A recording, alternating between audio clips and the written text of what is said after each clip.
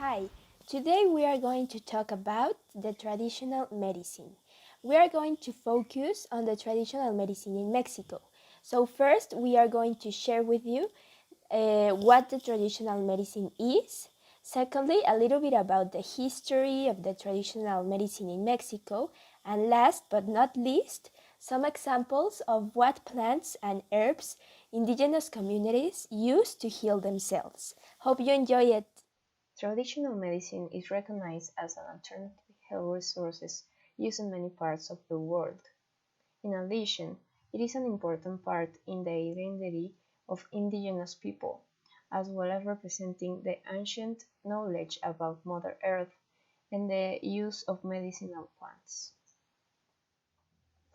The World Health Organization defines it as the sum of knowledge, techniques, and practices based on theories, beliefs, and experiences of different cultures, and which are used to maintain health, both physical and mental. It is also known as a complementary, alternative, marginal, unofficial, unconventional, etc., because although they are recognized by international and national institutions, there are no studies that certify their effectiveness. For this reason, it causes mistrust in experts of conventional medicine and people. As a result of the migratory economic aspects, and in some cases the ineffectiveness and inefficiency of conventional medicine, traditional medicine has spread globally, including in developed countries. However, from this we can see that traditional medicine has a long way to go to achieve its legitimacy.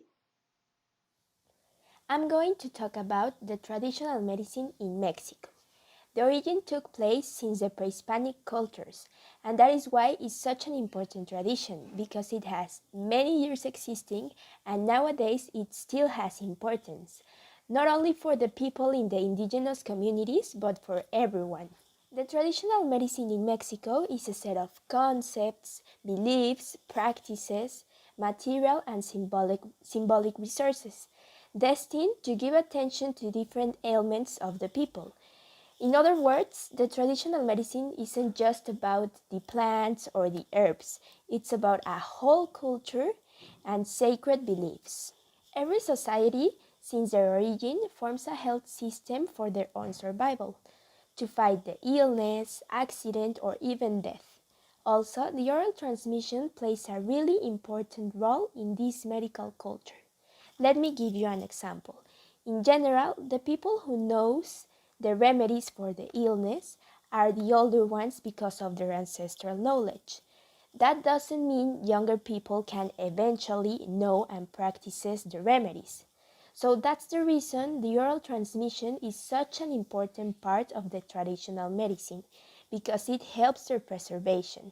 That's why we now know that the lemon tea with honey is good for our throat. Finally, I'm going to talk about some examples of traditional medicine in an indigenous community. The main reason that traditional medicine is important in an indigenous community is because they believe that there is no separation between nature and culture, individual and society, which means that numerous diseases of the body will be the result of imbalances in the supernatural and the deterioration in the relationship between the individual and the nature. For these reasons, the use of plants, animal, water, and soil, known from previous generations, often not only in their biochemical conception, but for their vital energy power. Let me give you an example. For the Purepecha culture, localized civilization in Michoacán, there is a common use of chamomile for stomach pain and stress, aloe as a laxative and hair regenerator, peppermint for cancer and good digestion, garlic and epazote against unwanted worms and cholesterol, or bluewood tea for kidney pain. These uses persist to nowadays. There are many civilizations in Mexico that uses traditional medicine not only for health care but also for meditation and beauty. Here is an example of what I mean.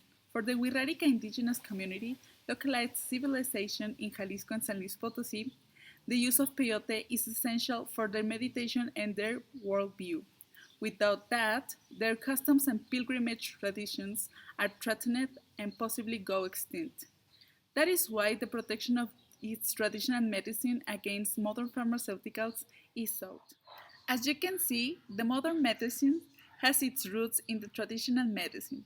Because of this, we would like to suggest that pharmacists should approach studying traditional medicine to enrich medications and achieve affordable prices for the entire community, as mentioned by the World Health Organization.